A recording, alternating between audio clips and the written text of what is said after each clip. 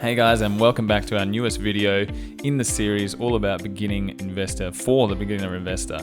Today, what we're going to be talking about is the biggest asset that most Australians usually have, or should I say the second biggest asset behind property, superannuation. So, superannuation for most Australians is generally about the second biggest asset that they have. And most of us might not realize kind of what a big part super will play in the future. So if you've watched already our latest videos about why to invest or why to get started investing, preparing for your future is probably the biggest thing that we're going to cover. So superannuation can offer two key benefits: regular benefit payments as an accounts-based pension when you're older, or the absolute fact that no tax is payable on the investment earnings or capital gains on the investment assets as well. Now, as I said in my last video about why you should get started in investing, to retire or for a comfortable retirement, you're going to need around about $640,000 for a couple or $545,000 for one single person, so that when they leave work, that they can retire comfortably. And this is still taking into account a partial age pension from the government. So that might not come in the future as we know it. Now, there's a couple of key ways to boost your super, and we're going to cover those today. Looking at the figures, you would have already seen about how much you're going to need when you retire or when you're looking to retire. So there's some ways that you can actually help to boost your super in the future to make sure that you can retire with the most amount of money to live out the rest of your days. So one of the biggest ones is salary sacrifice. Now, this is an agreement between you and your employer where you contribute a part of your salary pre-tax instead of taking it as cash. You can also look at combining your accounts. The biggest thing that I see with most people who aren't aware is having way too many super accounts and not consolidating them all into one, which means that lots of fees will be taken out and your money is going to be just getting dwindled over time. So consolidate all of your money. You can make investments on behalf of your super fund. Most supers will allow you to make investments depending on what your risk tolerance is. So you can investigate those opportunities there.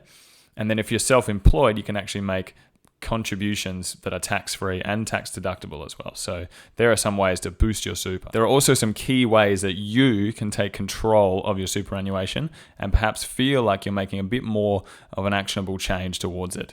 The first one would be to track down all your accounts. We said before, we want to make sure that we consolidate the amount into one key component so that we're only paying fees on the accounts that are active. So consolidating all of that will help you avoid lots of fees in the future. Determining the amount you need when you retire. So that means looking at a calculator that you can do online. Part of what I'll link in the show notes underneath this and in the resources is some of the calculators you can use to work out how much you're going to need for retirement. And the last one is to grow your super for retirement. So you can actually, once you've found out how much you need, you can look at potential options to grow it and consider investment options from inside of your super. What do I mean by investment options that you can choose from?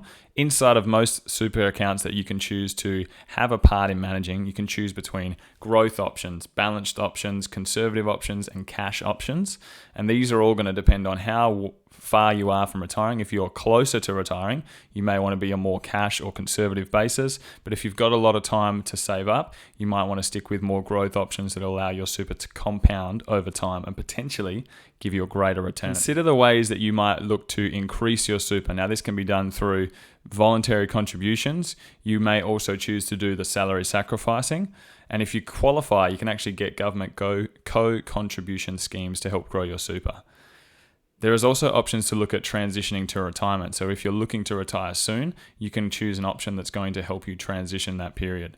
Salary sacrificing is a big one that's common with most people, sacrificing an amount of their pay so that they don't take it home and that they don't get taxed on it as well. And your employer can help to sort that out. And then giving voluntary contributions will help to lower your taxable income. And this is also a great way to help set you up for when you finally leave work and then you can live off of that income. And the last one is to make sure that you combine all different strategies. So have a look at your super account, understand what you're doing, what fees you're paying, how far you are away from retirement, and how you can look to actually grow your super over time so that when you do look to retire, you're not left relying on the pension, which might be foregone as we go forward in the future. So hopefully this has prompted you to have a look at your super, understand, post some of the comments below if you're not too sure about where you're at. If you want to look at some of the resources, I'll link below one of the comparisons you can do between super funds. But guys, take action on this, get a really good understanding of what your super does, and then you can look to grow your investments in the future.